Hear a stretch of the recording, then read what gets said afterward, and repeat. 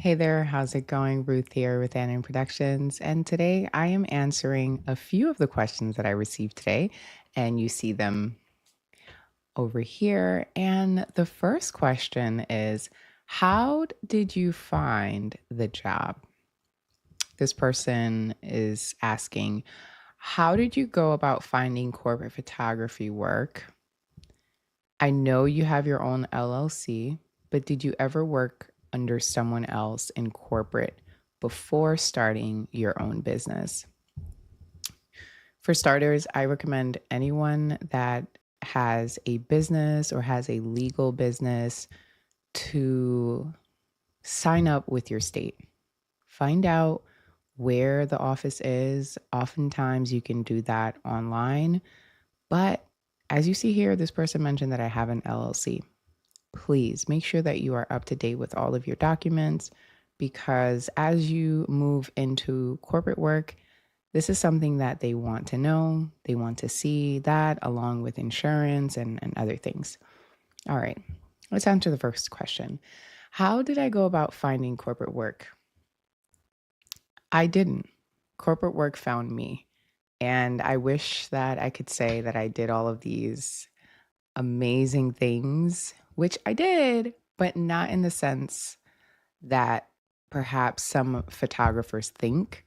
I think oftentimes as photographers, we want to position ourselves in a way that we want to attract clients rather than us positioning ourselves in a way that clients will find us. And that's exactly what happened to me a few years ago. I was doing wedding photography, I was doing sweet 16s, I was doing maternity, I was doing a few headshots here and there, family portraits, things of that nature. And I started really catering to my website. I have a few videos on my YouTube channel here where I talk a lot about the importance of having a website, not just a website where you have images that are beautiful, but a website where you have SEO, where the back copy, right? The writing on your website speaks to Google engine. It speaks to the machine, and now it speaks to AI. Believe it or not, I have found a client. I have had a client find me through ChatGPT. Mind blowing, but this is where we're moving toward. So I was at a point where I started positioning my website. I started writing blogs on my website. Believe it or not, I know a lot of people say that that probably doesn't work anymore, but it works for me. It's worked for me in the past. So I still do recommend it. And I made sure that the images on my website were images that portrayed the type of work that I wanted to do. Aside from that, I remember that at the time I started looking at, I think it's meetup.com or meetsomething.com. And pretty much, I just wanted to get the word out that I was doing headshots now, that I was doing corporate events. Even though I hadn't shot any, I still wanted that opportunity. I put myself out there because I wanted to be found. So, how did I go about finding the corporate work? It found me. I got a phone call one day. This was my first conference ever. I got a phone call, and the person that recommended me actually never met me.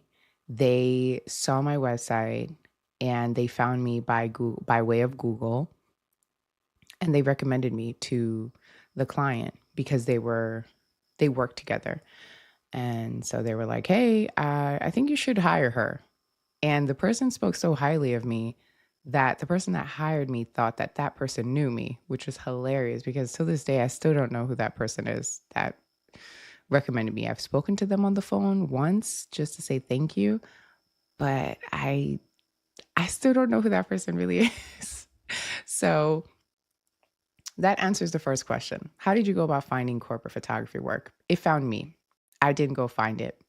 I did everything possible for it to find me. And at the time, I didn't know that that's what I was doing. Now, of course, looking back, it's like, oh, wow, the work found me. The clients found me.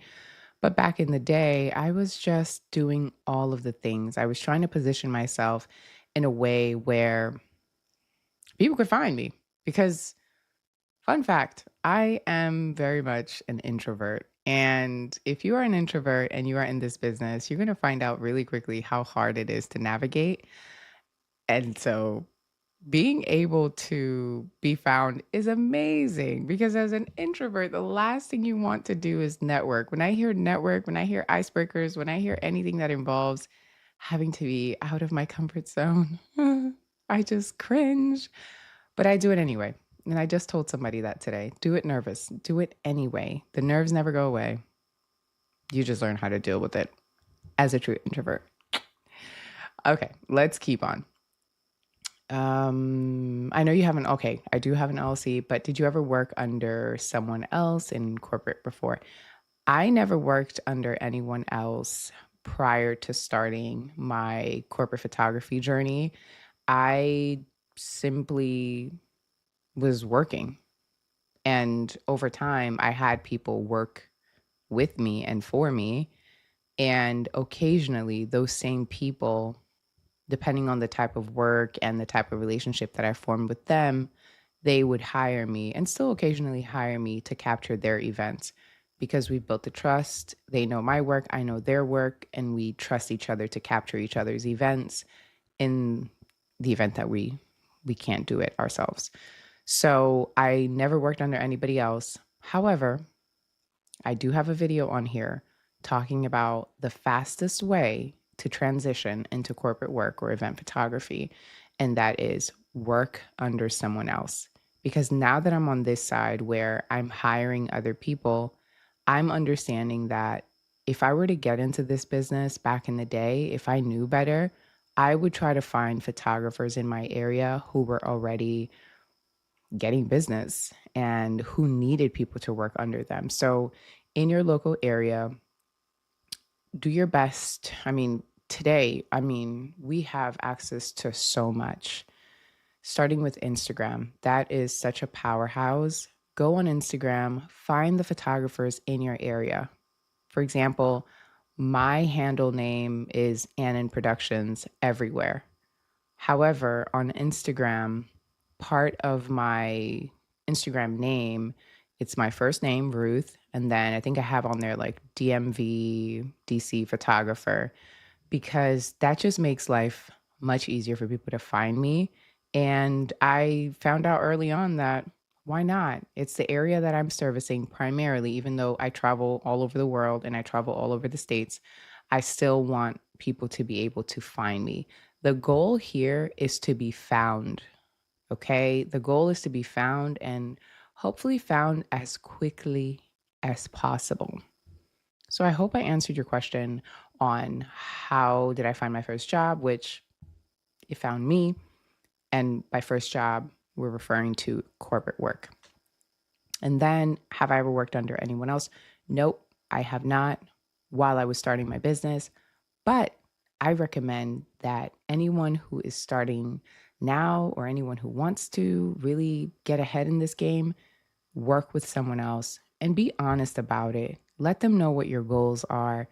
The right person is going to give you your wings and they're going to let you fly.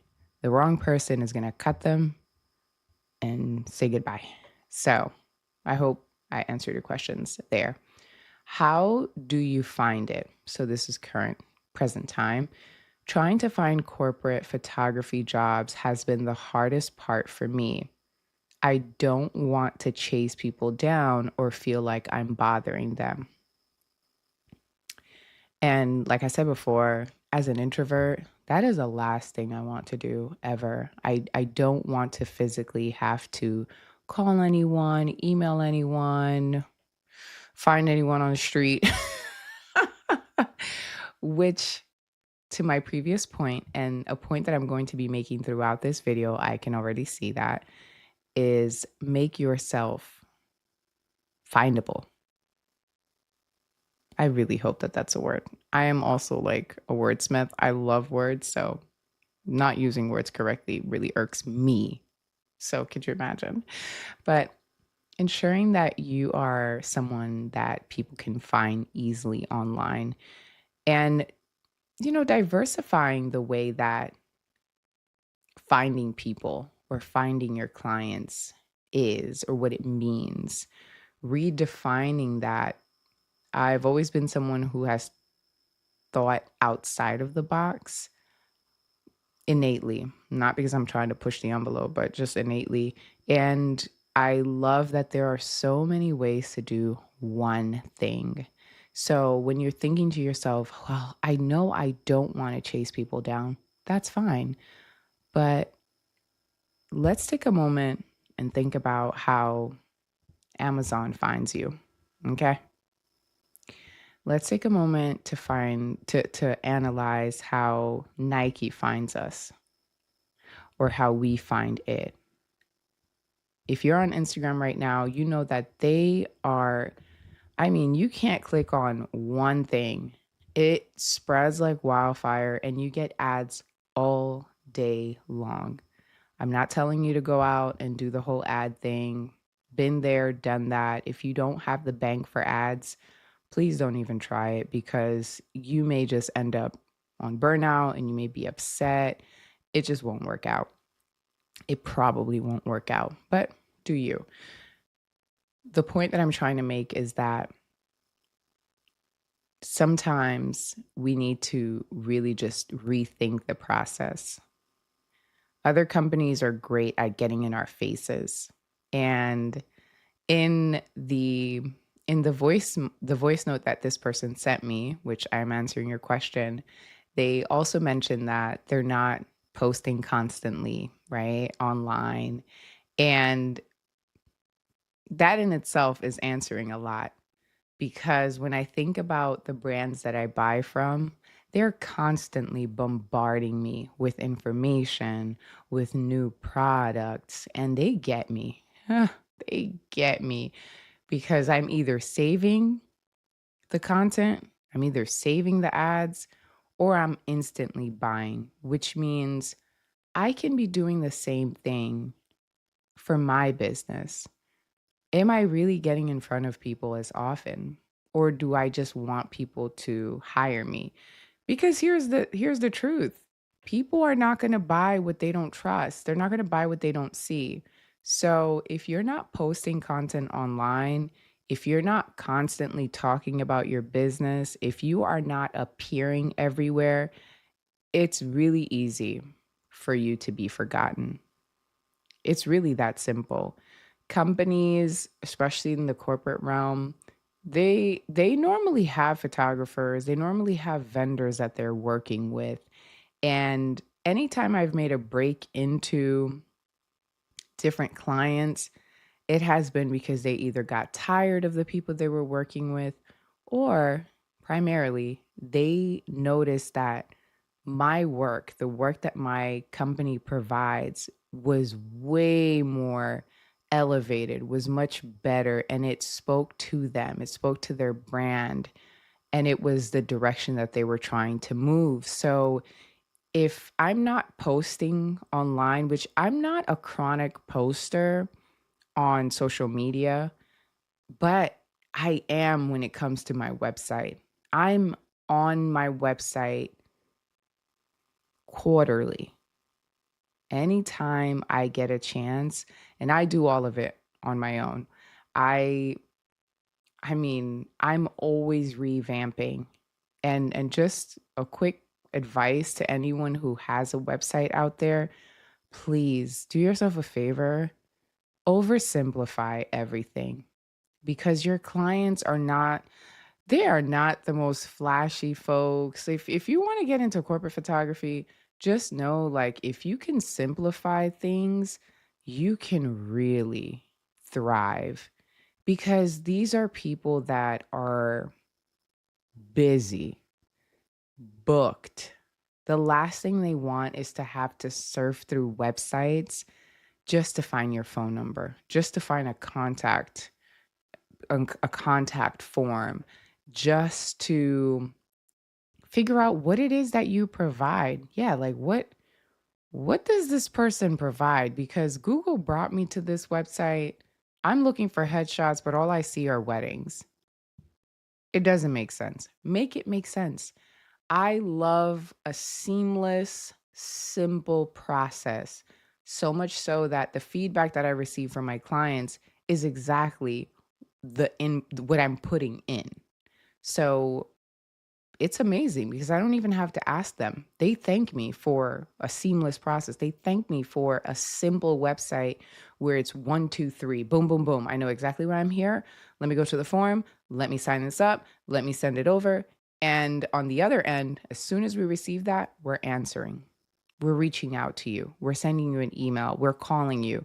So it's that you you really put you get what you put in. It's that simple. If you're not posting constantly, if you're not updating, I take that back. If you're not updating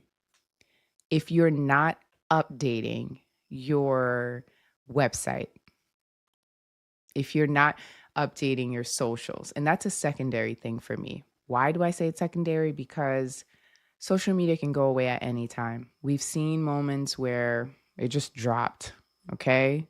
There was no Twitter, no X, there was no Facebook, there was no Instagram. Why? Because they were just down for that day. But my website isn't going to be down unless the whole worldwide internet is down. My website isn't going down. And it's important to me to have ownership of something because IG is not ownership. You're giving away all of the rights to everything that you post up there. And if one day they decide to shut down, that's it. What happens to your work? So focus on a website. Focus on a website and make sure that you are constantly updating your work. Get in front of people. Stop thinking about chasing people and think about how can people find me? What's the quickest way that they can find me? How can I, and I will say it, you'll have the SEO gurus try to tell you otherwise, but what's the fastest route to getting on the first page of Google, on the second page of Google? It does matter. It does matter. So trying to find corporate work, corporate photography jobs, it is hard. I'm not even going to lie to you because what's the point? And I'm also somebody who doesn't chase people down physically, but I am going to chase you down online. I'm going to make sure that I'm findable, right? That people can find me. The other thing that I want to add on to this current question or answer in this case is that the more relationships you're able to build, as in, let's say you have a photography wedding gig or wedding job, the more relationships you're able to build. So if you really give it your all, those people are going to remember you and they're going to recommend you for other things. That's also another way that I got to start doing headshots even before I was doing corporate work.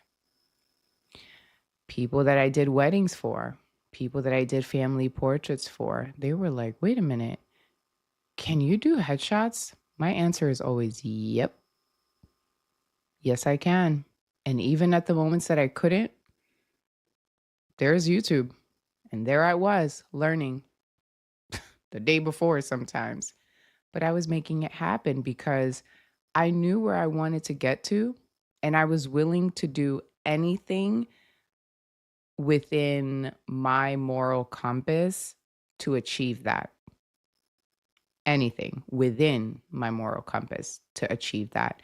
And those very same people sometimes are the people that are going to speak the loudest for you. They will advocate the loudest for you. And of course, you always want to give your all. Be your best, literally the best version of yourself. And that will always supersede anything else. Like it will, pew, it'll just do it. Down to the third bullet. What I'm currently doing, this is what that person is doing. I have a Google business profile. Yay! Anyone who has a business, I always recommend, please get your Google business profile. And once you have it, please begin to populate it. I don't care if you do it yearly, okay? Just make sure you put content up there because that is one of the quickest ways that people can also find you. Believe me, I've been found on Google Business. And if you don't know what Google Business is, pretty much if you have a business and you have a Google account, you can go on Google, go into Google Business, and just claim that that is your business.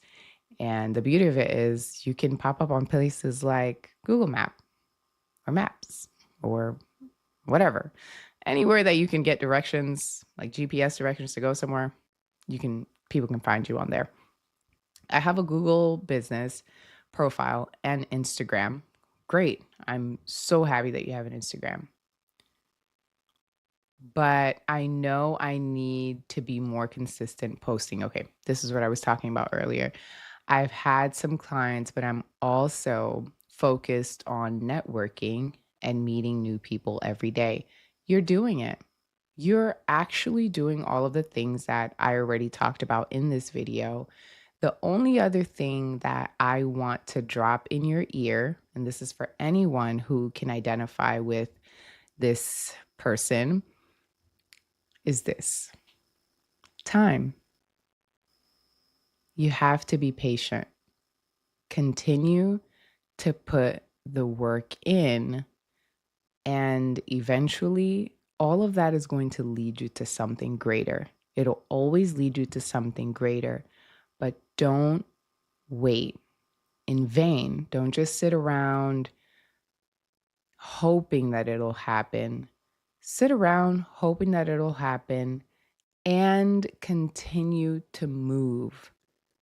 Just doing different things. I know that in the message that this person sent me, they also mentioned that they're tired of doing free sessions.